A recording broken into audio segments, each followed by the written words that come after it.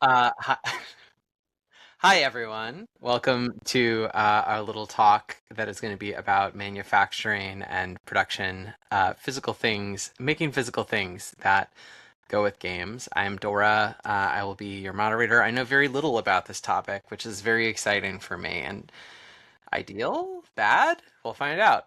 Um, we will start just by doing a quick go around. I'm going to ask everybody to introduce yourself. Just tell us your name, what you do, and then in particular, talk a little bit about your experience with manufacturing, like what you've done in the past and what you are working on now or want to do in the future. And I'm going to do this alphabetically. So Allison, we'll start with you. I definitely hit stop record instead of unmute. That was not on purpose. But hello, don't worry, I'll fix it in post. I'll fix it all in post. Hi, I am Allison, half of Gal Pal Games. I also run a worker-owned cooperative called Soft Chaos, all of which are game projects that I work on with different levels of manufacturing involved. Because I'm a notorious wanter of more things in a box than I should put in a box. So until recently, I've been doing a lot of not self-manufacturing, but self-assembly. So I would work with, the first project I did, we handmade everything. We hand-assembled hundreds of copies of 52 decks of cards, hand-tied ribbons, hand-stickered everything. And then the next step up to that was that I would work with individual manufacturers for individual components. I would work with a coin manufacturer to make a coin and put it in a box. And then I would work with a professional box manufacturer to make the nice box, but then I put it all together by hand. In my final project, which I'm currently working on and honestly struggling through. So as I mentioned to other people, in a great mind space for this is a full manufacturing with one manufacturer who is doing a full boxed game for me. And I am just instructing them. So that's kind of my progression, my experience with manufacturing. I love making things by hand, but don't worry, I'll get into why you shouldn't do everything by hand later. So that's me. Great. Thank you, Allison. And Chrys, I'll toss it over to you next. Hi. Yeah, I'm Chrys. I make games at Hectic Electron Games, and my first game was a mailer box that I made. I like Allison. I got the components from several different places and turned my living room into a assembly place and a deck of cards, a die, a lot of printed stuff, the box itself, which I folded up ad infinitum. And now I got a book printed, and now I'm doing a deluxe version of the game that I was folding in my living room that is a whole bunch of components in the box from one manufacturer like Allison's doing. And it actually hasn't been a headache, just really, really expensive. Expensive is, yeah, that's valid. That's Yeah. that's something that we'll talk You get about. one or the other. It's either a headache hmm Yeah. or Yeah. expensive, and you can choose which one. We So can talk true. about how you make that choice. Yeah. Yeah, fair. And finally, to Weird Place, Lee and Gabriel, tell us about yourselves and also your manufacturing ambitions. Yeah, so we're Weird Place. My name is Lee. This is Gabriel. And we started manufacturing just through Alibaba. We were just looking up manufacturers to print books, and then we printed some pamphlets and then made dice and pins. And it was kind of like a collection of different manufacturers. We were just kind of Googling and researching as we went. And then right now we're working on Residue, which is kind of more TTRPG / board gamey, and it's going to be a big box set. So we decided to work with someone who can do more components. We're working with Longpack currently and learning how to manufacture something that's bigger than just a single book. Yeah. Yeah, exactly. We start same way. We made dice, and the dice would come from a place. We would get some cards on a print shop here, and then put everything together. And then we start to understand distribution and how if you want to distribute, it becomes very complex. If you need to ship everything to your house, assemble, then send to a distributor. So that's why we are shifting to now do everything that we do with just one manufacturer, and they ship to our distributor, and it kind of like just we are kind of just managing emails pretty much.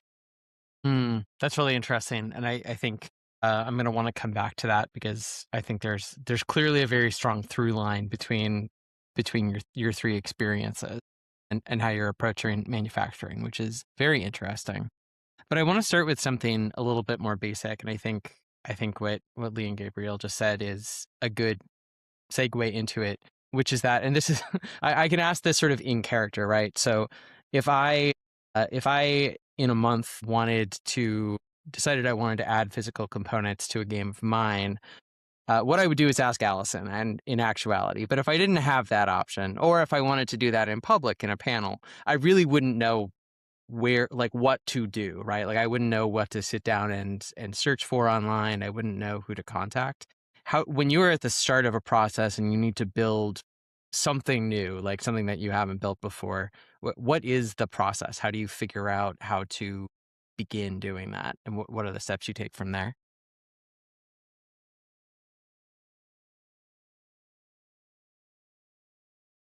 Chrys, you are muted. Sorry, thank you. I'll jump in then. I think the first step is to make a really cheap stand-in for it that you can playtest with, so that you can figure out what form factor you need for the component or the components, and then and then there's a lot of manufacturers that we can list off: Watts Games, Longpack, Boda, Panda, if you have money, and that would be happy to make a prototype for you. But I think that at least some of them might get impatient if you're trying to workshop with them what it should look like. I think you should know what it should look like before you approach them. But sorry, Gabriel and Lee, you were going to say something. No, I think it was pretty much like kind of in this vein. Like I think the first step is like just understand what it is, print at home whatever you can, and just figure out. But yeah, and then start to understand like what is kind of like your minimum order quantity that they say, like the MOQ. So it's like, because if you're gonna do like a small print run, then like talking to manufacturers is not even really like, you can figure out if it's like you're gonna do like 100 units, then it's probably like you probably can figure out like locally how to make it. But then if you start to get to thousands, 1,500 or something like that, or 5,000 or so, I don't know who's making 5,000 of their indie games. But anyways, if you start to get to really big quantities, then I think is the moment that you're like, okay, so I think understanding what you're aiming for also will say, oh, okay, I'll go locally, or maybe I'll just talk to kind of like what Lee was saying, like on Alibaba, you can find people who are like, yeah, I mean, I'll make like 200 of this and we'll make it in an interesting way and you can get that done. But yeah, I think then after you do your prototype, understanding where you think you're going to land on the amount of games you're going to produce or print. Also, I think just like getting reference for what it is that you want to make is super useful. Like, look at what other people are making, Yeah. look at some components that you think are cool, see where they're getting it manufactured, reach out to them, ask. Like, I feel like it's just the best way to learn what it is that you like, what it is that you don't like. And yeah, like just having a lot of references and seeing what else is out there, I think helps a lot as well. Yeah, I was going to say, I didn't hate the path I took of like the first one I completely handmade. And again, it was a question of scale, right? Because the first Kickstarter, okay, we have 100 backers. The next one, maybe 300. And then when you're getting to like 500, 1,000, that's when a manufacturer is absolutely necessary. And I think Alibaba, again, is also where we were looking. We would be like, okay, someone who only makes coins. So I got a metal coin from someone who only makes metal coins, and it was actually a really good learning experience because they know metal coins better than anyone else. And so that's one of the things I've struggled with working with a manufacturer who does everything, is they actually are less able to be specific about the thing. Or at least the person I'm working with can't give me as specific a type of coin as the person who only makes coins. Who are you working with now? I will not say. Okay, that's fair. That's fair. I think Etsy is another Alibaba-like thing. You know, there are people who make dice on Etsy who make little wooden meeples and wooden tokens. You could probably find a lot of stuff there. Yeah, They and they may local have gotten it from fabrications. Alibaba, but yeah. Sorry, go I ahead. was going to say, our first game when it was a smaller number, we also worked with local fabrication labs, right? But that's what I was saying. Awesome. We were tying all of the Yeah. ribbons. We were laser cutting the little wooden pieces to make meeples. Like we were doing everything. And that is feasible up to a certain point. But I think, yeah, figure out what you want. And then even starting by just being like, oh, this is really weird. But I looked at like people who make things for weddings. Because there's a lot of companies that will like custom print cards or custom print bags or custom print like all of these things for weddings. And they do it at a smaller number than game companies do because weddings are usually like 100 people, right? And so I was like looking there. I was very creative with my first couple of games and it taught me a lot before I had to like, buckle down and put the money for 1,000 copies or 1,500 copies. I can't remember which of those we're doing now, but that was a lot for me to invest in. And I felt more experienced because I had back and forth with someone over how to make a metal coin before. And I had like done like all of the, here's my template filled out for how my box should look and sent it off to someone who did that. So I felt like I gained that experience in quantities in the hundreds instead of the thousands, where I could make mistakes, and I made a lot of mistakes. Yeah, I think to talk about that, yeah, like with us, we did dice and we just talked to like a dice manufacturer, and it was really cool for us because we learn a lot, like how the process is done. And now that we're making dice for a game with, it's pretty much like a manufacturer will depend how big they are, but they will just kind of find other places that can do some components for them too. There's not that they do like everything in house. They will like find, like we were trying to do like a little like this for with a manufacturer, and they're like, oh, for us to make is really expensive. And I was like, oh, I found these people who make it, and they can be in contact and try to figure out. So they will do that. But if you go first yourself and talk straight to people like that making dice, you will understand a lot of the process. So when you come to like a really like a big manufacturer, you know exactly what to talk, because we did this bag and it was like not very expensive when we talked directly with these guys to make, but then the manufacturer was quoting us like, oh yeah, it will be like $800 the mold. And I was like, wait, but this is like a film that you print and then you stick on like a mailer bag. And they're like, oh, wait, let me check here then, like, what is the so they were quoting a different thing that they thought it was like, and they're like, oh no, we're gonna have to get from someone else. And I was like, oh, you can get from the person that I know. So now that I know that, I was able to say, oh, this is strange on the budget. So I think there is that too. That's the good of doing this first step of Starting small. yeah. Yeah, I agree. I got some dice made for my mailer box game, and I wanted custom D12 where it was custom on all faces. And the only place I could find that would do that was Q Workshop in Poland. And then when I went with my current manufacturer, which is Boda, for the big version of the game, like I was like, yeah, I'd like 6 dice just like this, and I have the PDF, the vector pattern for it and everything. I like, oh no, we can't do it at 12 millimeters. We have to do it at like 20 or something. It was 30. It was enormous.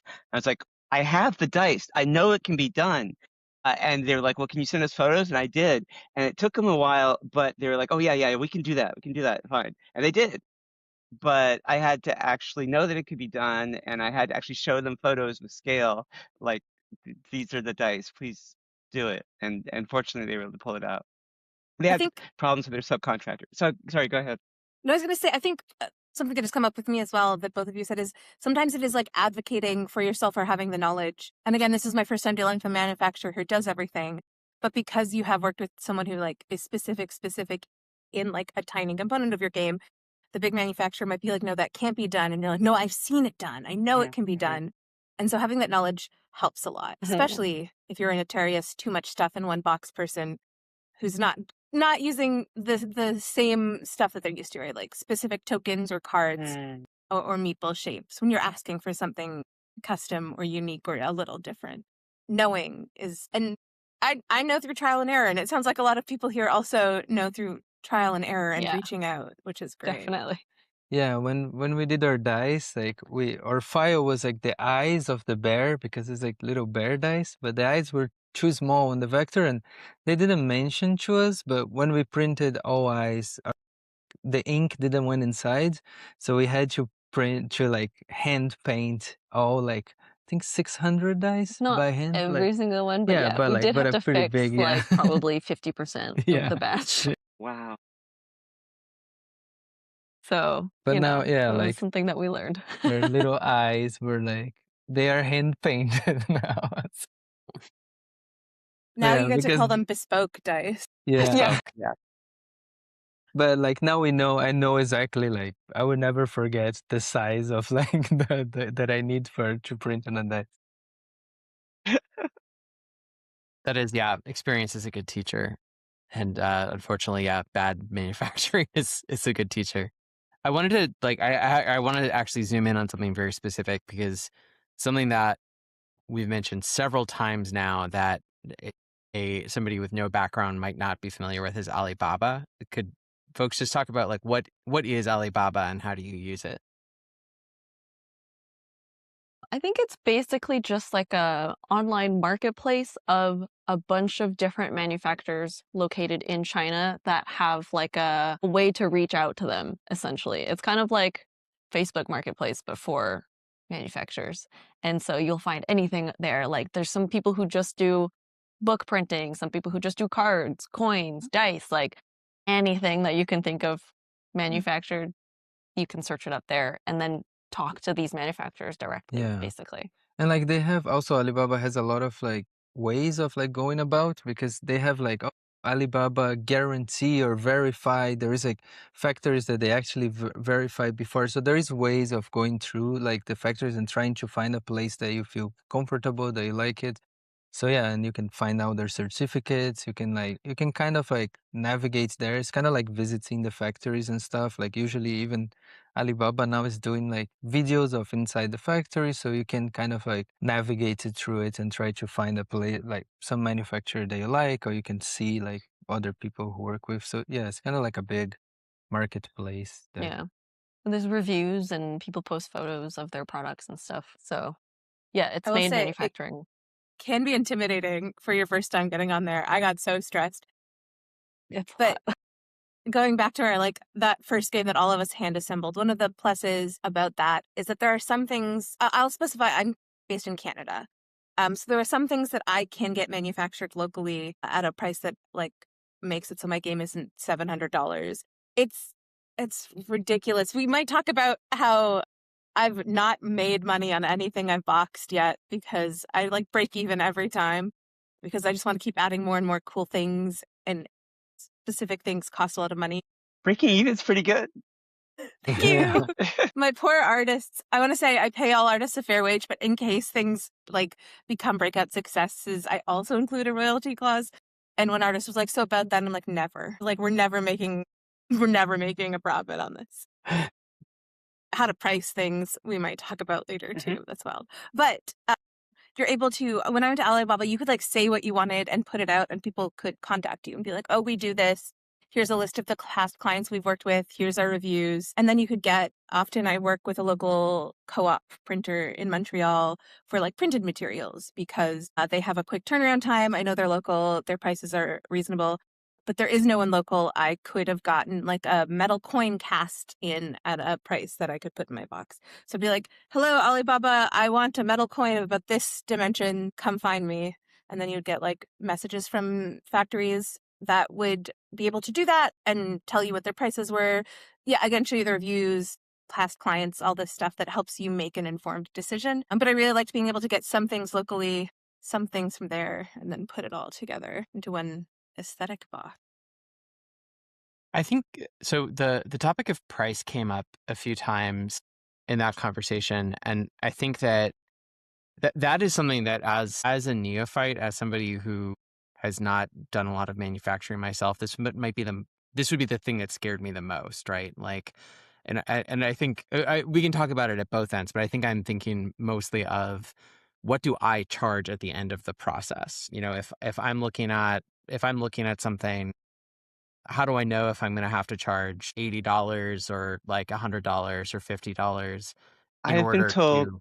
yeah, sorry. Please, no, go ahead. I have been told that the MSRP, the final retail price, should be at least 8 times the cost of the manufacturing. And if you can make it more than 8 times, so much the better. 8.5, 9, because I at least always run into unanticipated costs. I don't know, anybody else? Yeah, absolutely. Yeah, And- I think it's kind of. Oh yeah, please go ahead. No, you go first, and then I'll jump in with my horrible past mistakes. Yeah, no, I think that's kind of what we're being her choose like your whole cost to make the like also shipping and everything, like it should be minimum 5. It's very like rough, but yeah, to aim to 8, 9 would be like a good So I think you can place. figure out your landed cost, which is essentially the cost of per unit of a product after it's come to your door. So like including shipping, duties, tariffs, all that kind of stuff. Once you figure out that, then you can use that number, multiply it by 8, 9, 10, whatever.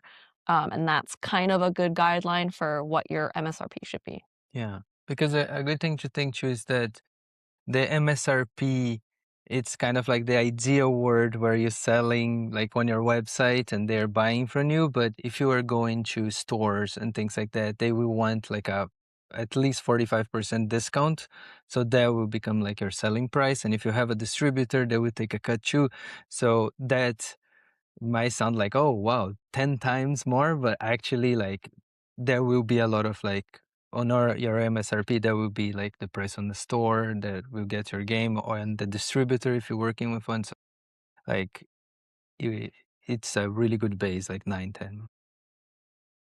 Yeah, I was going to say, when I was young and naive, and when we did our first smallish, right, so 200 people Kickstarter, we priced it so that we made a lot of profit on the Kickstarter. And then we're like, for like each one we sold on the Kickstarter, because we got to sell it for a little under the MRSP and SRP. I always mix those numbers up. For people who don't know, that's the manufacturer's suggested retail price, right? So that's what we tell people they should sell it for in their local game stores. And so we did our first Kickstarter and we did our budget based on that price and us selling it directly. And we're like, yeah, that's amazing. And then when you realize distributors, if you're going through a big distributor, will pay you 30% of that. And we're like, oh, then we lose money on every game we sell if we go through a distributor. It was fine for that because it was a small art project. We were hand making them. We didn't want to hand make 500, but we learned that time. And each time I've learned a little more. So the first time I only did direct sales. And then the second Kickstarter, I did direct sales. And then I did some store sales, mostly commissions. And so not consignment, I guess is what they call it. So you'll find that consignment often will give you 70% of the sale price. That means you leave your stock with a store and they only give you money if they actually sell them. And if they don't sell them, they give them to you back. So they'll pay you 70% or 60%. And then some stores will buy them at 50% and distributors will buy them at 30%. So I was learning each time I was doing something where the person buying the game was paying a lower amount. And I was learning to price according to that. And so it also depends how you want to sell your game, right? Because there is a market for you making 100 copies of a beautiful handcrafted game that you don't have to price at 8 times because you're going to sell those directly or you're going to sell them at like craft markets. And so you don't have to think about it that much. But if you are going to a distributor, get a spreadsheet out, figure it out. It is rough with how tariffs and customs work a lot of the time. Like your landed cost, if you're working with a manufacturer who works at the distributor overseas, might be drastically different for 2 different countries, right? A game in the US might be much more expensive than a game in Canada, like just having it because of shipping and tariffs.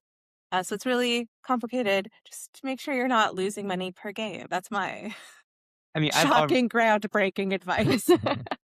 I've already been corrected because like I was saying the manufacturing cost, you have to sell 8 times that. But Lee's absolutely right. It needs to be the landed cost. So figure out what the shipping fees are, the brokerage fees, the tariffs, taxes. Yeah. Samples too, because yeah, like a very important thing is to get samples before you start the process, and that will eat on the cost too. So your samples, like, yeah, like I learned the samples is the most important thing ever. So yeah, you always like get your samples first, have time to go through them, check everything. Yeah. I was wondering whether to even say this because I imagine that all of us will be sort of preaching to the choir on this, but I think it's maybe worth saying, right? Because there's a specter haunting Europe of like like, oh, games cost so much. Like, why does this cost so much? Like, do you really have to charge so much for this? And like, I think that I forget who said it, but you're absolutely right that it's easy to sort of go like, oh, 9 times the landed cost. That's so much. Or like, especially if a game does end up costing, like a significant amount out of a consumer's budget for a month. How would you address that? I have things I could say, but like what would you say to that, right? To end buyers who are complaining about how much something costs. Is that what you mean? Yeah. It is so hard to make money in tabletop games. It's so hard. And for indie creators, so much harder. If you're not Rio Grande reprinting some classic Euro games that are doing all their own marketing for you, it costs the marketing, it costs the convention fees, the hotels at the convention, it costs the warehousing, the freight, and the freight even once it arrives from the manufacturer. So, and I mean, I don't know if somebody is really, I mean, to an end user, end user, I'm a web developer, to a prospective player, a prospective buyer, I would say, look at all the effort I went to this. This is such a fun game. It's so fun, you all, and show them the fanciest things about it, and how cool it is, just the experience. Like you're paying for the experience, not just the weight of the box. But to a prospective publisher who's like looking to get into this, I'd be like, don't worry, the money will get eaten up. Like, I was gonna say, I have felt this. I don't know if any of you have felt this before, but I've been like making my own stuff. When I realized what a fair price for it was, I was like, oh my God, that is so high. Can I price something at this price point? Like, is it not? So this isn't from a player perspective. This is from me as a designer being like, can I price it that high? Should I do that? That seems like so much, but I did that too. yes. Yeah, go on. You have to think about the fact that I'm going to talk to all the designers and a lot of indie folks out there. You probably did so much work for free on this. You probably are not making a lot of money, and you probably just want people to engage with this really cool thing that you made. And to make that sustainable for yourself, at the very least, you can't be losing piles of money. Ideally, you get to make profit too. Like you should be, in a perfect world, making a fair living wage for the work you do. And I know it's hard sometimes. I'm speaking to myself now, but it's really hard to justify that sometimes. It's really hard to be like, my work is worth this. I put so much into this. And also, you don't understand all the costs that I also am eating to make this happen. So you have to keep telling yourself up and have people around you who gas you up for that specific thing, who tell you, or if you're in the IGDN, or if you have other game designer friends, and you're like, oh my gosh, I'm going to be pricing this at $75. I'm going to be pricing this at $95. Is that reasonable? Have people who be like, yes, no, of course, we understand all the costs that go into it. I need that all the time. Yeah, I think it's definitely something that we've struggled with too, is finding out that fair price for our work. But then once you take into consideration everything and then being able to pay yourself and your artist and all that, I think the advice that we've gotten is that the people who at the end of the day will complain about the cost of your products, they are not your customers, they just don't appreciate it, and that's okay. It's not for them. So that's kind of what we've heard to kind of move forward from that. Totally. And, and when Allison, you said paying yourself for your time, that's the last thing I ever think about. And Rachel from MythWorks was like, pay yourself first, because eventually you're going to want to be doing this for a living. And, which I'm not yet, but so that does have to go into the price too. And you can make a game really cheaply. You can make a game that's just on copy paper, like I did, all black and white, no bleed, and make it fun. And I did price it low because I was worried about oh, I don't have name recognition, nobody's gonna know. But it's more expensive to make a game when you don't have a big marketing budget for it, and when I don't know, it's more expensive when your inventory numbers are you're smaller, you're not getting as many made. It's expensive. So yeah, you gotta price it. I love what you said, Lee. They're not your customers. And the one thing I do love, and I think most people here probably love and agree with. You can't with physical objects, but making digital community copies, because you always want the people who are the people who love what you do to have fewer barriers when they can. So I always like putting up, when we can, community copies, but knowing that like your work has value, and probably much more value than you are giving it. She says, definitely not still talking to herself. Yeah, Well, I think I it's think like no, please go ahead, Gabriel. yeah, and I was gonna say I think it's good to also like look at like people who are kind of doing the same that you're doing, and not to like, because sometimes you will look at like a big, like I don't know, like Free League, that like, and you say, oh, but their book, like their hardcover book with all this stuff is like $60, you know, like how am I gonna put my like indie thing at like 50, you know? But like think also that they are printing like a really large amount, and you are doing like 200, 250, you know, or 500. So like the costs, like as you start to scale, like the cost of the book starts to go really down. So don't compare yourself also to some people who are like producing in really large scale. Like try to look at more people who are kind of in the same. No, that's really great, because people say price compare, right? Don't go to like Target and see what they're pricing their board games at, Right. because that will not be a good price comparison for Yeah. you. Yeah, Yeah, what's it's weird, well said. sorry, a guy at a Horizons dinner said once, like, when you see somebody who's pricing a game for, and he, gave an example of an RPG that was being priced way too high. He said, well, that's it's a sign they don't know what they're doing. And I have to take issue with that because, okay, yeah, they're not pricing it at what other games that same size are being priced. But yeah, if you're making 200, your per unit costs are so high. I think that like one reason I wanted to ask that question, I feel like on some level I knew what everybody would say, although you also all brought out a lot of great points that I wasn't expecting. But I don't think there's a number of times everybody needs to hear that. Every designer needs to hear that like more times than they will in their life. So every time we can add one, it's a good thing. So I wanted to move to a new topic, and it's something that it's not a prepared question I had. It's just so interesting that I think everybody went on a very similar journey. In some cases, actually, like fabricating by hand, and then going to a single manufacturer where, like, okay, I have a component from you and a component from you. Let me get them together and orchestrate, and then going to, great, I'm working with a manufacturer who's going to give me my product.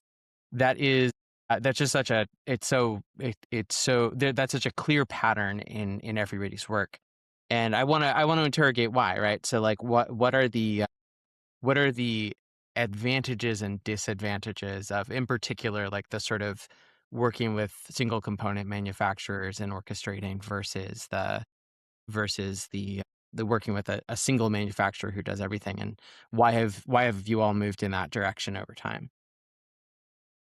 I think I can say a little bit. I think the first thing was like my time, because I was spending a lot of time talking to like a lot of people and like trying to get things here, like going, like just driving to like a printer and getting some like business card that will go inside a bag, and like, and it's just like it was like, oh, I think I'm actually like, this is not the best use of my time to be talking to so many places. It's better if I just find one manufacturer who I can just change. Like we do have like 3-4 threads of emails with different products, but it's all being made on the same place. Also, if we are making, like now we have multiple products, so we can make everything on one place and get shipped to us. We don't depend anymore to like, oh, this is, we're paying shipping here, here, here. So everything is coming to us, and we can also, now that we're working with distributor, we can send our stuff to the distributor in one way, our products. So it's like just consolidating everything so we can focus on like making games or making videos or the stuff that we do. My answer is similar in short. It's scale. It is a scale question. Once you get to a certain number, before a certain number, you can't do the thing that we're doing where you go to a manufacturer. Or not you can't, but it is much less feasible. So unless you're hitting probably, and you two, if you three, or two boxes, but if you know manufacturers, like most of them start at 500. the ones that I was talking to. Mm-hmm. So if you are ordering anything less than 500, you don't even have the option. And then when you get to those numbers, it is just so much easier, so much simpler. It saves time, it saves energy, it saves money to just have it all in one place. And in terms of scale, one thing I learned, so it's mostly just a book now. So we did a big special Kickstarter thing with all the coins and dice and all the assembly for Alchemistresses, which was one of our biggest games. And what I learned then is I should have made a bigger order. So I should have ordered 1,000. I shouldn't have done it locally, because now I've had to keep reordering in small quantities. Every handful of years, I have to order another 300 or 400. And I should have just ordered 1,000 and gotten another way. But it did take me a while to grow as a creator and to get the reputation where I could be confident that 1,000 is a number that I can order. So I think the biggest pro is the reason that path for me at least happened was because I went from smaller numbers to larger numbers to now, even if maybe my Kickstarter only has 300 backers, I know that I should order 1,000, because over the next 5 years, I will sell that 1,000. And the price difference it's dramatic between 300 and 1,000. Even 500 and 1,000 is the per unit dramatic. cost. Yeah. Yeah. It's if you have the money to do it, right? To order 1,000. Yeah. That's what those sweet, sweet Kickstarters are for, baby. That's my philosophy, which could be wrong, just personal. Again, always just breaking even. But is that I order whatever the highest quantity number I can afford with my Kickstarter funding, I will order that. So I will just barely break even with whatever I've done in crowdfunding. Sorry, I'm saying Kickstarter, but I have moved away from Kickstarter. I use various crowdfunding platforms. And so I break even with that crowdfunding and then sell for the next 5 years. And then that's profit, maybe funds another run. Maybe it doesn't, because I'm sick of that game in 5 years and I want to do a new one. So that's kind of how I've functioned, is I order those big numbers when I can because it's easier. Yeah. I want to ask something. So for listeners who don't know, I'm married to Allison. So I know Allison's story fairly well. And just the way you were talking about that brought up something that is important that I want to put out there, which is that I think that it is an interesting question of why you are making the game, right? And why you are manufacturing, because for particularly for Alchemistresses, which I worked with Allison on, the Allison's joke about breaking even is that if there was slack in the budget, she would spend the slack immediately, right? Because she was, for that particular, it was a passion project she'd worked on for a long time, and she really wanted to maximize the experience that people would have and also maximize its penetration into the market. Whereas Chrys, you brought up a very the principle of if you are working to do this professionally, you should follow a certain path because you need to create a certain kind of sustainability for yourself. So more of a comment than a question, but I just that struck me listening to Allison just now, and I guess I wanted to ask how does the why of your making the game affect how you make some of these decisions and navigate the production? Also, don't ask your wife to host a panel unless you want to get called out at least once. That's my new advice. I don't know, Lee and Gabriel, do you have a good answer to that? I think I don't know. You wanna go? I think the thing is we are two, and this is good because Lee will I usually I'm the one who's we should do so much, and I keep oh, if there is a chance maybe we can upgrade the dice to this thing, and it's how much foil can we put on things? Yeah, that's exactly. mine. Yeah, exactly. We and Lee usually is the reason of the partnership. She's no, we shouldn't do I was we were doing t-shirts now. We were making a run of t-shirts. And I was oh, I think the tag for the t-shirt shouldn't just be a tag. People just rip maybe we can do a zine that comes in the t-shirt, or we can print a zine and put as a hang tag to the or maybe do a cool bookmark that people can. No, I'm wait. laughing because I need a Lee. There's so many components in this game. T-shirts are hard too, right? Because you have to predict how many of each size you're going to sell. We all need a Lee. We Yeah. all need a Lee, man. Yeah. Lee, how you doing? Yeah, it's because I do our finances and it terrifies me. Can I say one thing I did in the last campaign just to like get that urge out of me is we made like a very high, well, not very high, for us, very high backer level, a backer tier level. It was like $300 or something.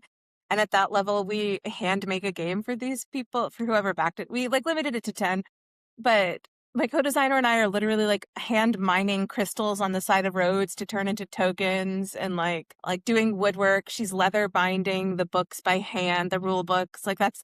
And so I was like, I'm going to put all of the energy that I would put into way overspending on everything else into just hand doing these 10 games. That's how I've channeled that energy this time. I think it's an important proviso for anybody listening that you should only do that if you really want to mine crystals from the side of the road, which Allison does in her heart. Deeply. And Allison, you were talking about like whatever slack I have, I'm going to spend it on. I was told, at least for role-playing game books, that you can expect to sell as many again as you have backers for. So get twice as many made as people backed. I mean, assuming the Kickstarter or crowdfunder allows you to do that. So there's that, I should have. I really should have. And I think a thing that we should say is like there is a community of people who have this knowledge too that you can ask these specific questions to. I think we were strangely lucky with Alchemistresses in that I guess like it was like award nominated a couple places, and so it had a much longer tail, and it was my first big crowdfunding campaign, so the campaign itself was kind of small. I mean, I was lucky with Vacuum Sky Pirates too, that it had a very long tail. It took a while to play out that tail, but yeah. But I think maybe it's just a rule of thumb of like when considering how high to make your funding goal. Whereas I was like, spend it all of it.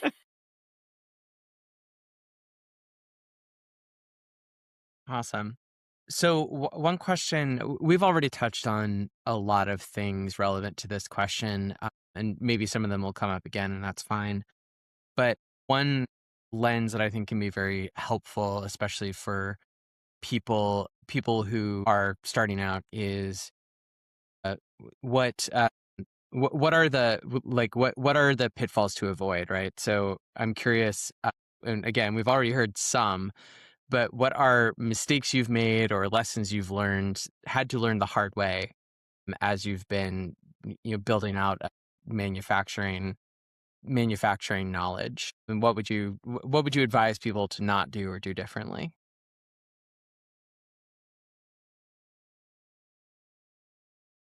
No, I'm like, I think I've said so many. I don't think I've learned the lessons yet. I think I'm still learning. But yeah. You guys go first. All still learning. Weird place. What would you say? Looks like you have a lot. Yeah. So, okay, I will say for anything that you're doing like a crowdfunding for, definitely have your timelines longer than you think it'll go. And then also be careful of game creep, because when you're doing a Kickstarter or any sort of crowdfunding and you're like, oh, I'm going to make a zine, it's going to be a great zine. And then money falls into your hands, and then all of a sudden it's not a zine, it's a 96-page book with foiled edges and all of this stuff, that all of a sudden becomes a lot more expensive to manufacture. Yeah, and if you're gonna, this happened to me. I was doing a zine, and I didn't say I'll charge shipping after the Kickstarter. I built it in, and so when I expanded it to a box set with the cards and a die, I took a bath in all that shipping. So like, charge shipping afterward through the pledge manager. Shipping after. And just deliver on what you promised, because that is hard enough. And don't let backers or whoever try to get you to promise more. Like even when you get excited about it. Yeah, right. They'll say something super cool, and you'll be like, "Oh my god, that is super cool! I bet I could do that." Don't. Right. Don't do it. Yeah. Jeez. And I think the other thing is the samples that I mentioned, because that's what happened was we did like a sample of the book, and we did like a digital sample of the book, but then it would go to offset printing. When it went, we were not sure if it was going to be digital because it was not like a big quantity, but it was offset. And like it was much darker than we were expecting because like our sample was like a digital sample and it's usually much brighter. Now we are like reprinting the book, so we are doing like an actual like offset sample to make sure all the colors are okay. We have like a Pantone scale now that we are like matching colors like how we should be. So we are like more aware, like if we had done like the wet proof that they call like the sample, like the offset sample, who's much more expensive, we would know for sure like how the colors would fall. So I think like always doing like the sample, like it's something that I learned. Like now I'm happy to wait for samples before I was like, oh, I just want to get things that I'm like, I'll wait, it will be okay. This will help. Yeah, The take the exact time, same take the thing expense. happened with So one go of ahead. our I was going to say the exact same thing happened with one of our reprints. Do you remember that, Dora? I like almost cried because it came back like probably no one else noticed, you know, because you love the thing and you want it to be perfect. And just the colors were so dark that some of the contrasts and like one art piece in a 250-page book looked bad. And I was like, no, but this is the most important art piece in the book because it's the one that didn't work. That's what I thought. But the exact same thing, got a digital proof, didn't get a physical proof in that printed copy. Well, we're about to reprint again now. And I'm like, thank goodness I learned that lesson. Yeah, I had a friend who had a zine made, and I still don't know exactly what happened, if it was the shift from digital to offset, or she said that she changed it from CMYK to grayscale, and it came out, the illustrations were all so much Yeah. darker. So, yeah. As Or a is it the other note, way around, grayscale to CMYK. Go I was ahead. going to say all of this print tech stuff we're talking about, if you look at the IGDN Summer Series, there are some panels that go very specifically into book printing. So like, what is offset printing? Why do you want to get proof? I don't know if you can tell on camera, but like this one is super, super bright. And then this is like the actual print. It's much, much No. darker. Yeah. Yeah. So these are little things to be aware of. But again, you would never know until it happens to you. And honestly, you care about it. That's another thing I've learned through manufacturing a lesson is that you care about these things in a way that you will notice things that no one else will. And you will think things are like the end of the world. I've had to make calls like, right, do I spend another $3,000 redoing all this stuff for this tiny thing that really bothers me, but probably no one else will even notice is there? Yeah. And Talk to no your one will spouse who's not notice. that into games, or talk to your partner who's sensible, like Lee. I had to talk him down a lot because the color thing really bummed him out for a couple weeks. You and me, But Gabriel. it's legible, you know, and it's maybe a slightly different vibe, but it is a working book, you know? Yeah, like the book is fine, like, you know, it's completely legible, like. Yeah, and also talk to your manufacturer if there is any problems. They're pretty good at trying to fix. Like what happened to us was like, I was like, hey, this was the sample and this is so different. Like I imagined that would be a little bit dark, but not that much. And it's how the offset, because we use uncoated paper, so like it really sinks in when you print an offset. So yeah, and I talked to them, I was like, hey guys, this is I'm about to cry here.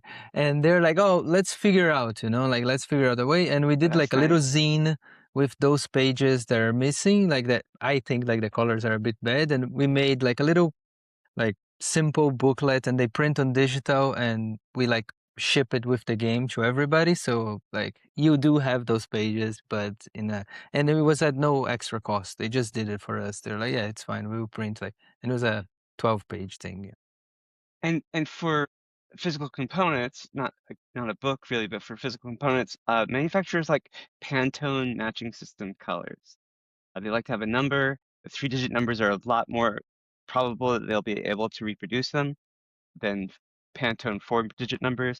And it makes a difference if the number has a C for coded or a U for uncoded or an M for matte. At the end of it, that color can actually sometimes be quite different. So I don't have, a bunch of Pantone swatches lying around, but if you root around online, you can find images of them. It takes some more kind of hunt and pecking to try to land on one that you like. But if you can find a Pantone 3-digit number and find out from the manufacturer if they like Boda just does C numbers coded. so they won't do you or so find out from that, and then if you have given them, Pantone 123C and it doesn't match that, then that will be on them. Be, and then they will be much more likely to replace it for free. This is also one of the benefits of working with a manufacturer too. Yeah. Is that Yeah. you do have this kind of relationship that you develop where they will, especially if you're a long term, like if you find a manufacturer, not there yet, that you love and you want to work with like long term, they want to keep working with you. Right. So they want to have a positive relationship and they will help you find answers to questions that you might not know the answer to as well.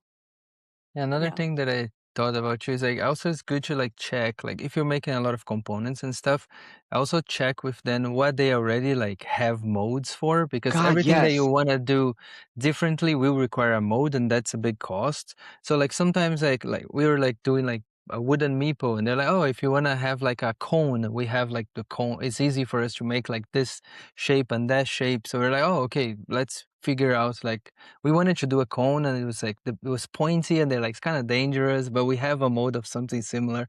So like talk to them about what they already have, like little tokens, cubes, like things like that, because maybe you can like change a component or use that component in your game, and it will be much more cost effective than like making something from scratch or like special Totally. dice or The mold could be $1,000, $3,000. It can be Yeah. really expensive. yeah. And if you go in really specific, it's good to be specific. But if you have wiggle room, it's good to say, or something around there, roughly that much, with in, you can even say in case you already have a mold for something like this, and then that tells them what you want. I also, because I'm working with, a lot of folks are what am I trying to say? Like with Boda, there are representatives in the US or Canada, but then once I start talking to manufacturers in China, I don't even know if this is like this is something I learned talking to artists in France, that like there's a varying level of how much people know the language I'm speaking. And so I just try to use no idioms in my emails. I try to be very specific and just use plain language. Their language their English is fantastic, but I just I'm trying to reduce the distortion because email is a medium, and between what I'm saying and what I end up getting, and it saves time.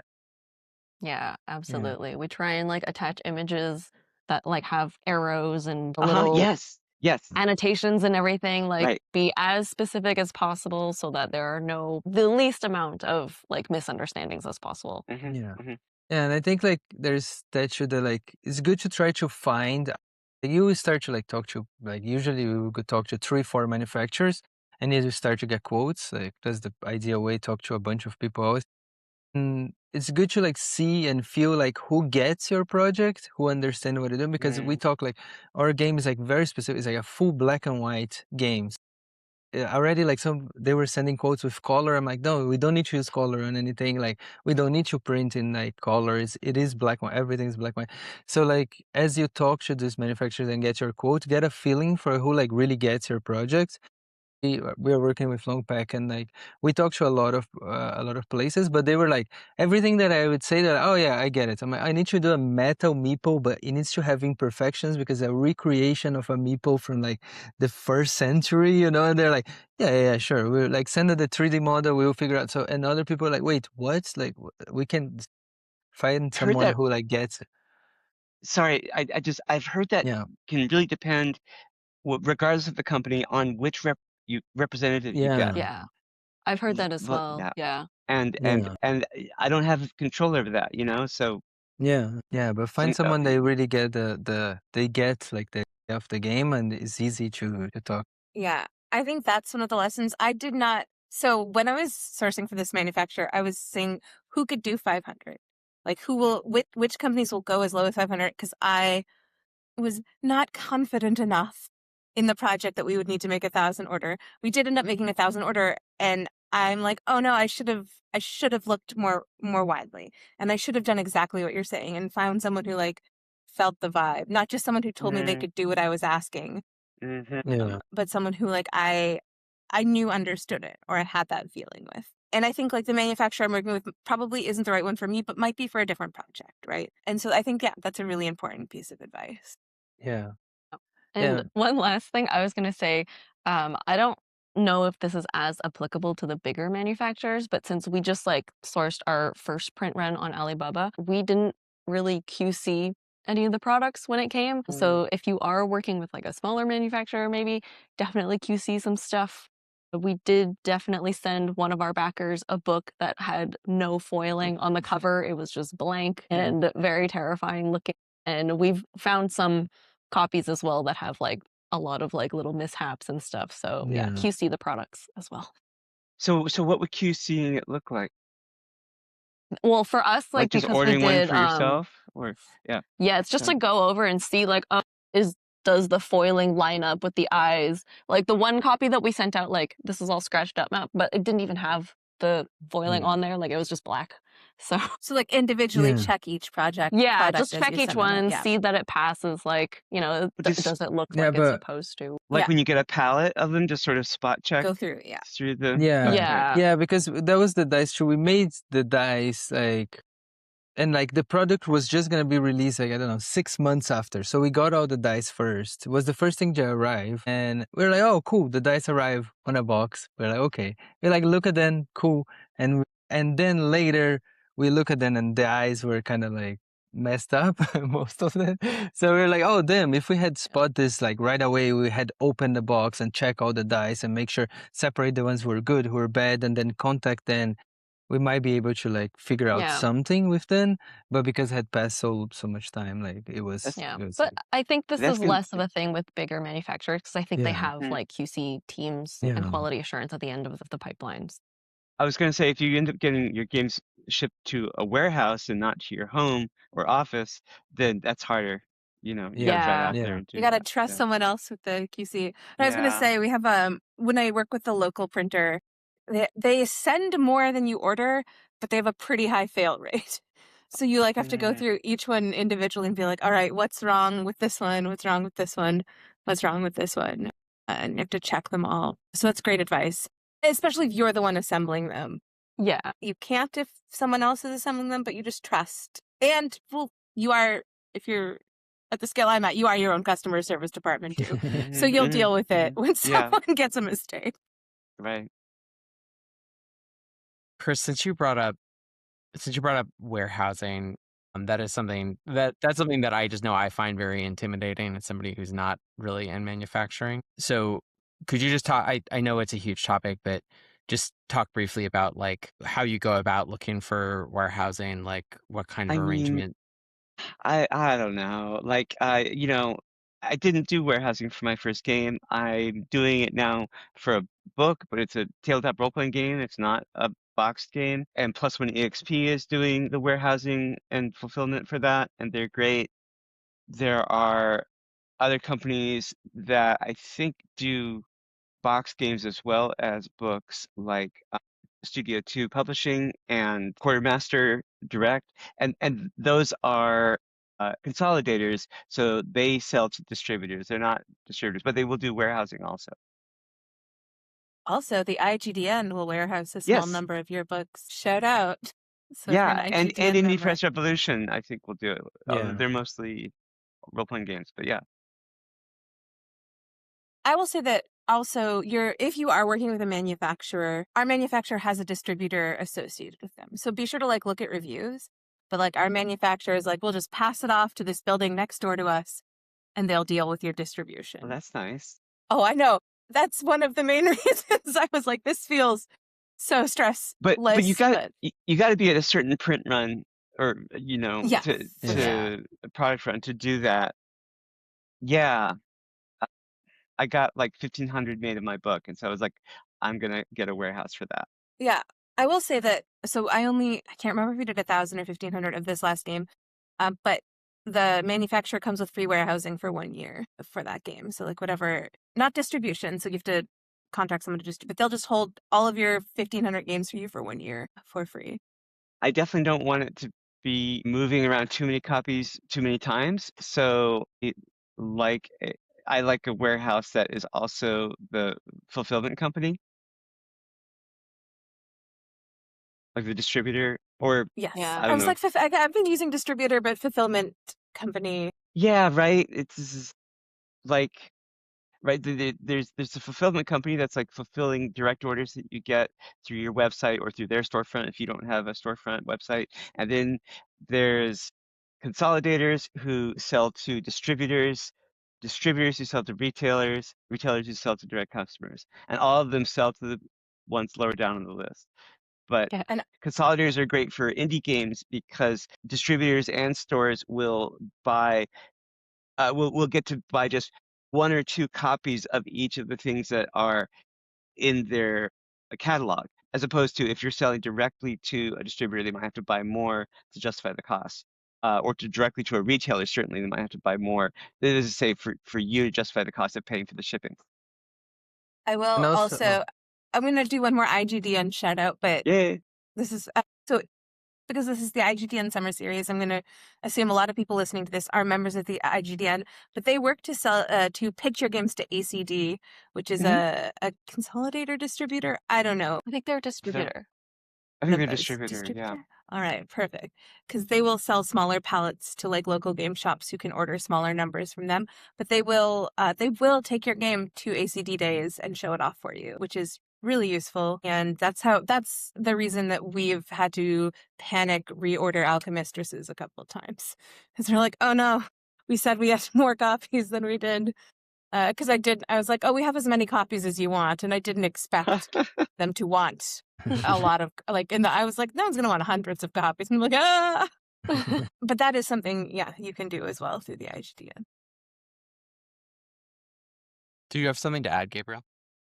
No, I was gonna say just like the other thing of good of having like a consolidator or distributor, if they are in like the RPG or the board game industry, they will do a lot of events and they will take your game there, and like that's another like good exposure and things like that. Like with Studio 2 or with Indie Press, they will go, and if you are going, you can tell them and they will bring your game, so you can kind of like it's another way to showing your game around, and yeah.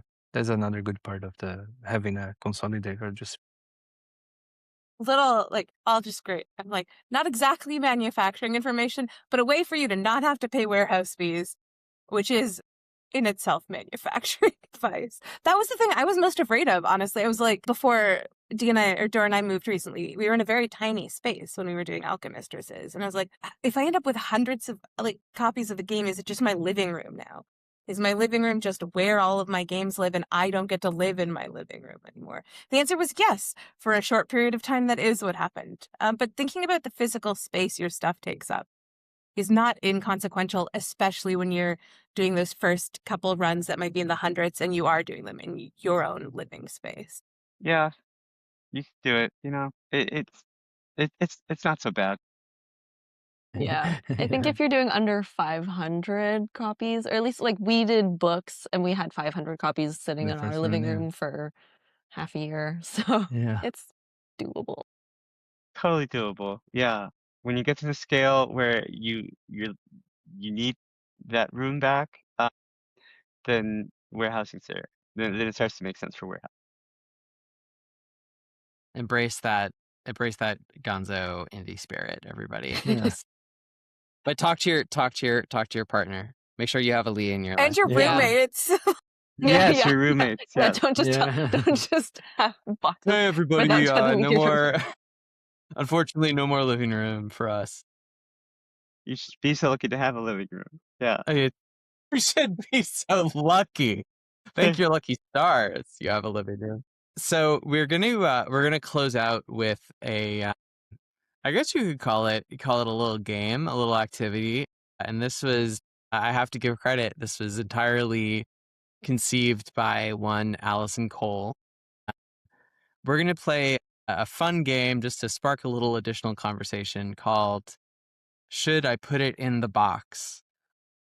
Where we look at things that you might conceivably want to put in your game and talk about them. Some of these are going to be very simple. Some of them are going to be weirder. But it's really just sort of like, what comes to mind for you when we're looking at this object? And we're going to start pretty simple with, like, what if I wanted dice for my game and wanted to ship it out? Yeah. If you're not making a specific mode, for sure. But if you're doing If each and then like custom, then it will go like, then maybe, but just yeah, dice acrylic like or resin dice like dice. in the I think like picture are good. I mean, Yeah. somebody was saying recently on a Discord server that dice with all the faces custom are incredibly expensive, and people kind of expect dice. So if it's dice like in the picture, great. But the sort of markup is not as big. Whereas with a mini that you have, like once you get past the mold cost, the individual minis are really cheap. So like you can have a higher margin on that. But those dice, yeah, put them in the box. Yeah. yeah. And That's speaking good. of those dice, let's talk about some slightly fancier dice. No, they're too These are heavy. metal in particular. You're gonna Metal have to dice are ship that. so Yeah. expensive. Yeah, They're heavy. They're we expensive to quoted that, ship. yeah. Don't do it. Yeah, we thought Someone about said- doing metal dice. I know it We've feels talked to a very like Yeah, it we could talked. be a metal weird dice. place. Yeah. Yeah, All right, no, well, yeah. we got a resounding answer on that one. Don't do it, Yeah. folks. Yeah. They do have hollow metal dice, Yeah, but that's it's yeah. like twice the price of regular metal dice. Yeah. Because So It's if like, you yeah, will the that mode. move the needle for your players on whether they want to buy it or not? Yeah. Probably Yeah. not. Yeah, no. Well, that's a really good observation, Chris. Will it Yeah. move the needle for your players? I like that a lot. That's a good thing to keep in mind. All right. What if you want to glow in the dark dice? For the right game, sure, yeah. I love say glow if- in the dark dice, so I say yes. Especially your if your board should be- manufacturer has done them before. Yeah, absolutely right. But like that's just the plastic. You don't have to have new molds for that. You know? Yeah, exactly. It's just like And- the resin or material, whatever yeah. that they use. So And the pages of your book, if you have a book, or the board, if you have a board, should be glow in the dark too. Yeah. But see, this is why I Really. need to leave, because I get out of the show. The t-shirts are glow in the dark. The meeples are glow in the dark. it's like it's Yeah, just yeah, a yeah, coating. yeah. It's Just just play a in the coating. dark. It's fine. It's A cost game you can play in effective. the dark is really cool. Yeah. It comes with a that little would be UV cool. flashlight to charge them. I'm Yeah. There you go. Yeah, No, yeah. don't put that in Okay, your no, box. don't- I'm sorry. don't put a Don't flashlight. Don't that put in it in your the box. Don't put it in the Yeah. box. But what if you just wanted a ton of different dice? How many dice we talking? Yeah. I mean, how many you got? What if I let's say 100 dice. Let's start there. Oof. Is this like a dice game? Like I think the thing is like there is like an amount that like especially if you're shipping from like overseas, like there is a certain amount of weight that you can put in a container. So if something is too heavy, like you can only ship a certain amount of your game, so you will increase the cost like insanely of the game. Exponentially. It's like kind of like we were talking to someone who said, she was like, oh, if you're gonna make like a game, like our game is heavy, it's a little bit heavy, there is a metal meeple inside. So they're like, oh, there's no point of making a too small box because you might hit the like load on the container, and like you could have made it a bigger box, would have a bigger presence on the shelves of a store and stuff like that. So because you already have weight, just you can make a bigger box, and so yeah, if we do the 100 dice, like at least make a massive box, right? That's my advice. that's good. I've Yeah, so learned people something feel new. big. That's yeah, so sorry, cool. sorry, go ahead. Oh, go ahead. I was just saying I never knew that, so that's great to know. Yeah. No, but like it's like if you're gonna have something heavy, make it a big box so it's impressive to look at. Yeah. Yeah. Yeah. Love that. What is that game? Too Many Bones? Like Too Many Bones or something? Yeah, It's got yeah. like, I don't know, 100 50 or dice, yeah. 40 dice inside. No, it's and like is it 100? 120. Yeah, there's a board game that's got like 120 dice in it, and we picked it up at the store the other day, and I was like, this is so heavy.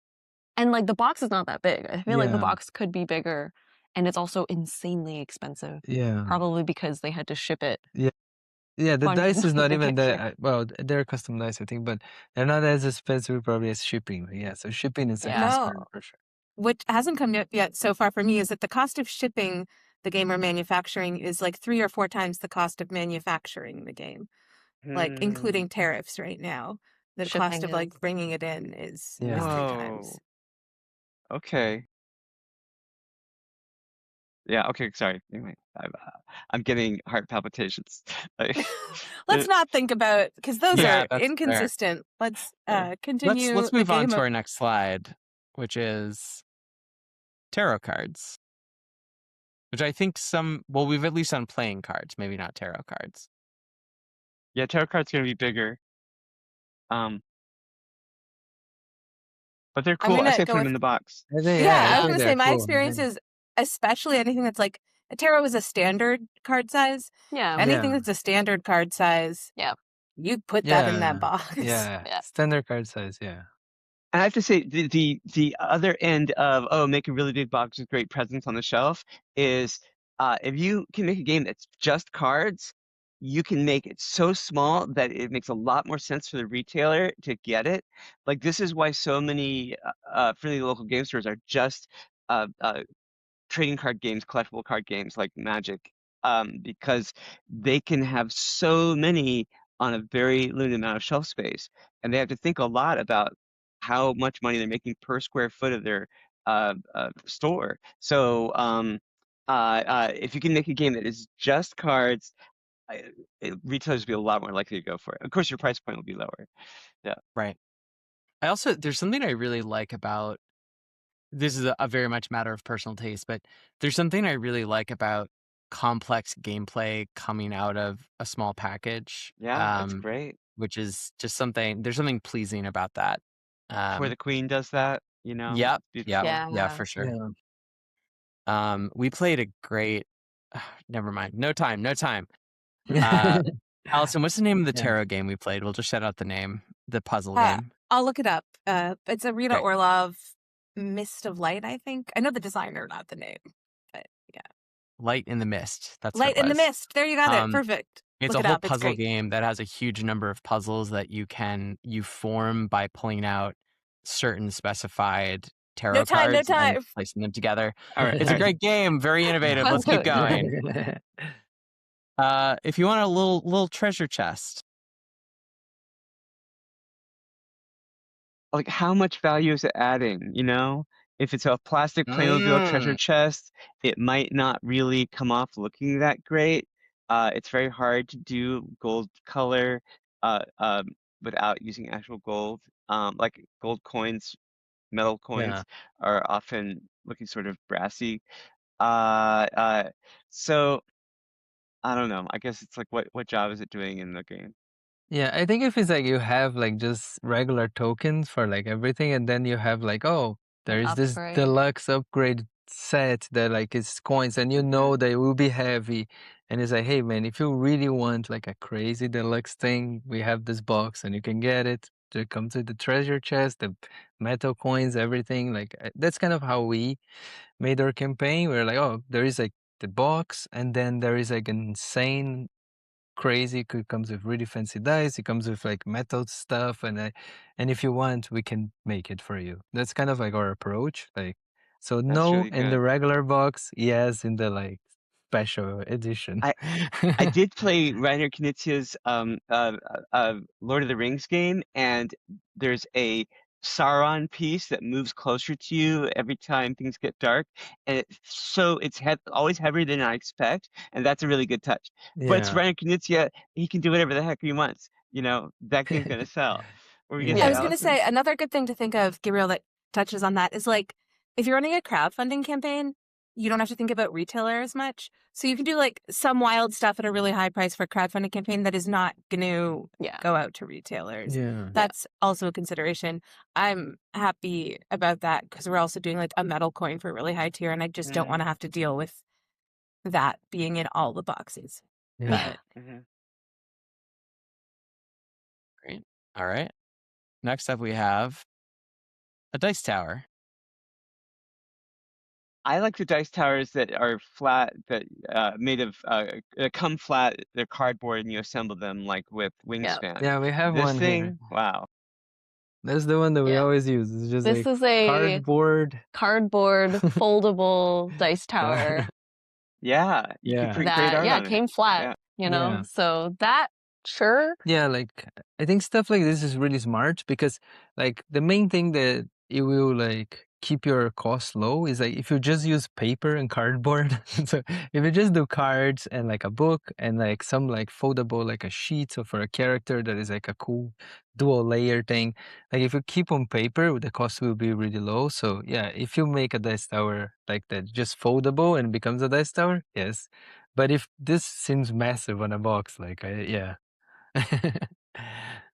Yeah, like you're Speaking not of making which, Mousetrap, and even Mousetrap, the player puts together. But Mousetrap, it's all about all these big chunky plastic components.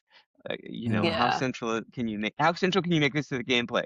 If it's not just a dice Yeah. tower, but also a victory track or whatever. Like try to Yeah. make it Yeah. do more than one thing. Yeah, that's the true. uh, That's a good we job. also have an answer already for our next one, which is a foldable dice tower. Yes. Big thumb up to our little But friend here. I think Chris is right that it needs to have like a reason, even Multi-purpose. if it's like a feeling that the game needs to convey. Yeah, like Yeah, Mhm, don't just add one mhm. because you wanted to add one in. yeah. 100%. Very good Yeah. advice. Up next, we have a fluid in glass. Ooh, definitely No. not.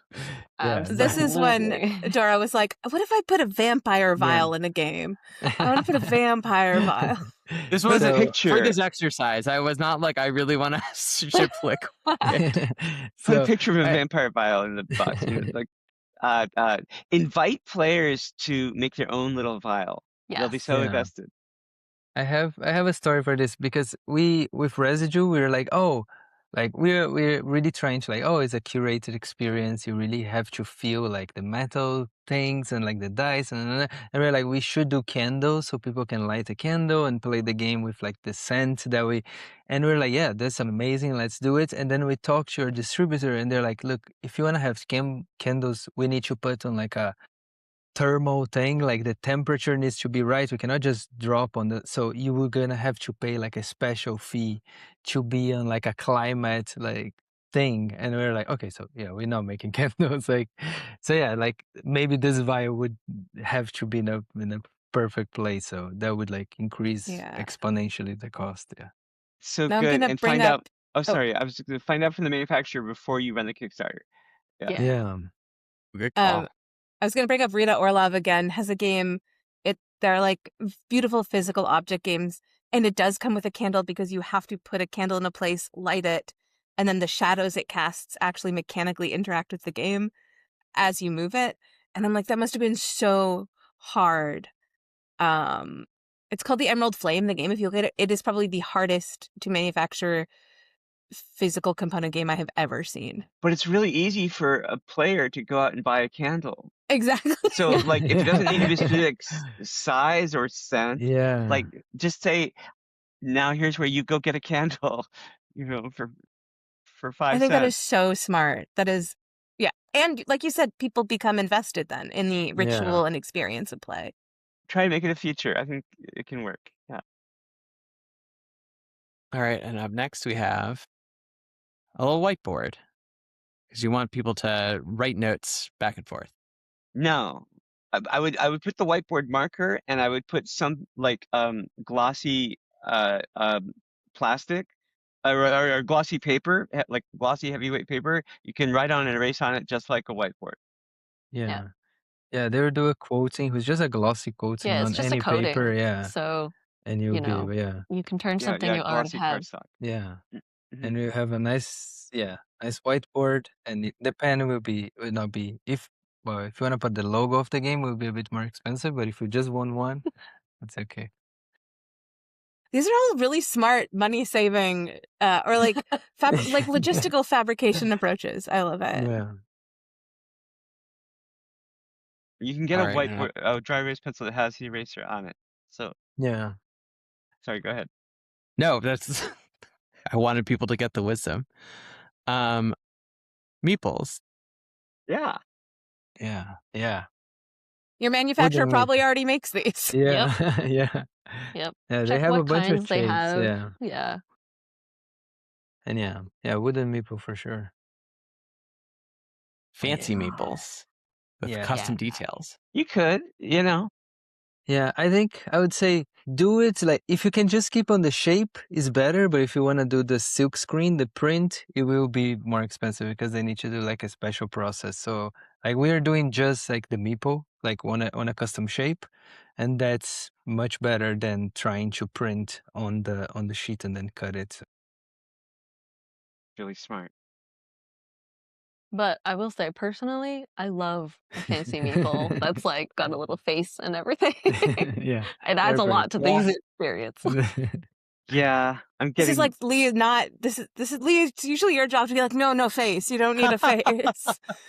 Hey, no, give Lee this one. Yeah, you get this. Leah's weakness is Let's for treasure face Lee's meeples. sense of wonder. I love them too. What if I No. wanted to send a little pig? No. What? several reasons against that. I don't ever want to have to tell USPS, check the box. Yes, there are live animals in this. Oh, yeah. That's when you know your board game has gone too far. Yeah. Oh, maybe a sea monkey though. I bet you could play a game with a sea monkey.